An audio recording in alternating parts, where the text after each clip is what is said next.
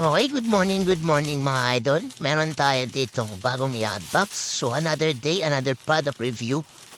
Meron tayo ditong budget meal na MDL. Sobrang mura nito at sobrang ganda ng output niya.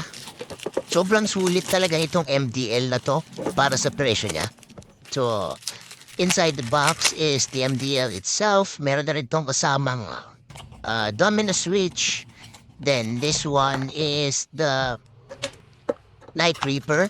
So, meron na siyang sound bracket and nuts and bolts. Yan. So, makikita niya dyan. Sa next box, yun din. Meron din siya masamang bracket and meron din siyang nuts and bolts.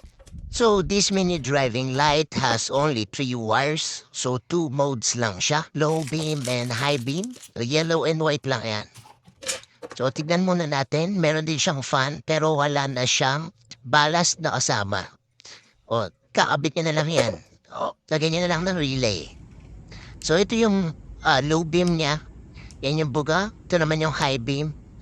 So, pagsasabihin nyo, nilagay ko yan sa passing. Yan yung sabay niya. So, ito naman sa alsada. Yan naman yung buga niya. So, very good na very good. Silaw na sila yung kasalubong mo pag makulit. Pero, syempre, di ating gagawin yan. One touch muna tayo. Am I wrong? Thinking that we could be something for real. Now am I wrong for trying to reach the things that I can see?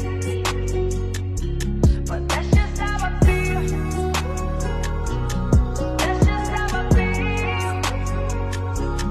That's just how I feel. So para sa gustong bumili nitong 60 watts na MDL, just click the yellow basket below. Thank you!